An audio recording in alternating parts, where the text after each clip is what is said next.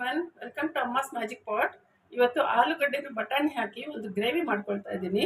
ಅದಕ್ಕೆ ಆಲೂಗಡ್ಡೆ ನಾನು ಈ ಥರ ಕ್ಯೂಬ್ಸ್ ಆಗಿ ಕಟ್ ಮಾಡ್ಕೊಂಡಿದ್ದೀನಿ.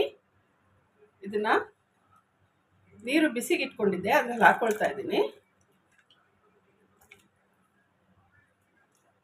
ಹಸಿ ಬಟಾಣಿನ ಹಾಕ್ಕೊಳ್ತಾ ಇದ್ದೀನಿ. ನಿಮ್ಮ ಹತ್ರ ಒಣಗಿರೋ ಬಟಾಣಿ ಇದ್ದರೆ ರಾತ್ರಿನೇ ನೆನೆಸಿಟ್ಬಿಟ್ಟು ಹಾಕ್ಕೊಳ್ಬೇಕು. ಇದನ್ನು ಒಂದು ಮುಕ್ಕಾಲು ಭಾಗದಷ್ಟು ಬೇಯಕ್ಕೆ ಬಿಡಬೇಕು. ಆಲೂಗಡ್ಡೆನು ಬಟಾಣಿ ಬೆಂದಿದೆ. ಇದನ್ನು ಸ್ಟ್ರೈನ್ ಮಾಡಿಕೊಂಡು ಒಂದು ಪಾತ್ರೆಯಲ್ಲಿ ಹಾಕ್ಕೊಳ್ಳೋಣ.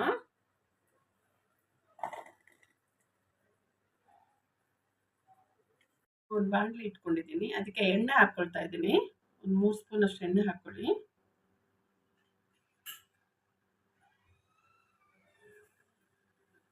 ಸ್ವಲ್ಪ ಜೀರಿಗೆ ಹಾಕ್ಕೊಳ್ಳೋಣ. 2 ಮೀಡಿಯಂ ಸೈಜ್ ಈರುಳ್ಳಿನ ಈ ಥರ ಸಣ್ಣ ಕಟ್ ಮಾಡಿಕೊಂಡು ಹಾಕ್ಕೊಬೇಕು.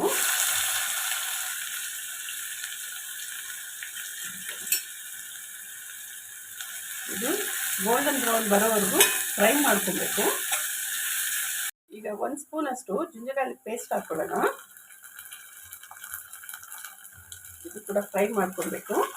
ಸ್ವಲ್ಪ ಹಸಿ ವಾಸನೆ ಹೋಗೋವರೆಗೂ 30 ಸೆಕೆಂಡ್ಸ್ ಫ್ರೈ ಮಾಡ್ಕೊಳ್ಳೋಣ. ಎಲ್ಲ ಮಸಾಲೆಗಳು ಹಾಕ್ಕೊಳ್ಳೋಣ. ಧನಿಯಾ ಪುಡಿ, ಜೀರಿಗೆ ಪುಡಿ, ಖಾರದ ಪುಡಿ, ಅರಿಶಿನ, ಗರಂ ಮಸಾಲ ಎಲ್ಲ ಹಾಕ್ಕೊಳ್ತಾ ಇದ್ದೀನಿ.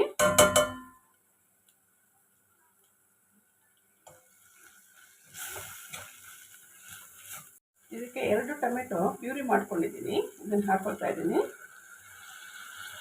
ಇದು ಕೂಡ ಫ್ರೈ ಮಾಡ್ಕೊಳ್ಳೋಣ. ಇದು ಹಸಿ ವಾಸನೆ ಹೋಗಿ ಎಣ್ಣೆ ಮೇಲೆ ಬರೋವರೆಗೂ ಫ್ರೈ ಮಾಡ್ಕೊಬೇಕು. ಎಣ್ಣೆ ಎಲ್ಲ ಮೇಲೆ ಬಂದಿದೆ. ಇದಕ್ಕೆ ನಾನು ಕಡಲೆ ಹಿಟ್ಟು 1 ಸ್ಪೂನ್ ಅಷ್ಟು ಕಡಲೆ ಹಿಟ್ಟಿಗೆ ನೀರು ಹಾಕ್ಕೊಂಡು ಕಲಿಸ್ಬಿಟ್ಟು ಹಾಕ್ತಾ ಇದ್ದೀನಿ. ಇದು ಗ್ರೇವಿ ತಿಕ್ಕಾಗಿ ಬರುತ್ತೆ, ತುಂಬ ಚೆನ್ನಾಗಿರುತ್ತೆ ತಿನ್ನೋದಕ್ಕೆ. ಇದನ್ನು ಕಲಿಸ್ಕೊಳ್ಳೋಣ. ಇದಕ್ಕೆ ನಾವೇನು ಬೇಯಿಸಿ ಇಟ್ಕೊಂಡಿದ್ದು ಆಲೂಗಡ್ಡೆನ ಬಟಾಣಿ ಅದನ್ನು ಹಾಕ್ಕೊಳ್ಳೋಣ.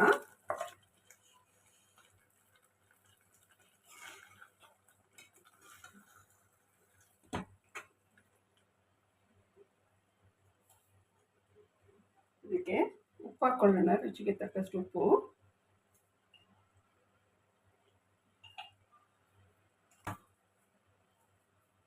ಸ್ವಲ್ಪ ನೀರು ಹಾಕ್ಕೊಳ್ಳೋಣ.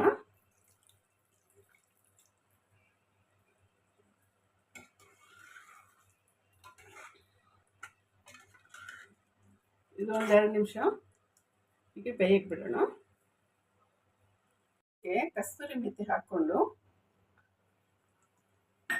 ಒಂದ್ಸಲ ಕಲಿಸ್ಕೊಂಡು